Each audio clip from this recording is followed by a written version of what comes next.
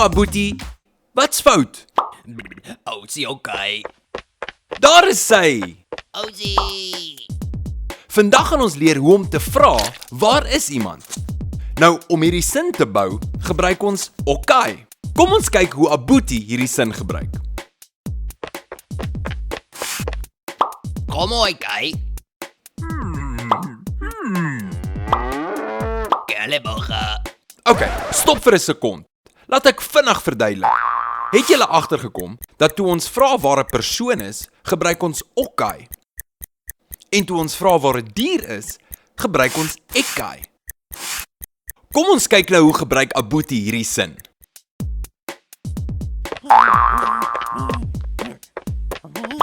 Mpo okay. Keleboga. Ntswa ekai. Keleboga. Abuti okay. Daar is hy. Totsiens Abuti, totsiens julle. Sien julle volgende keer. Salas intle.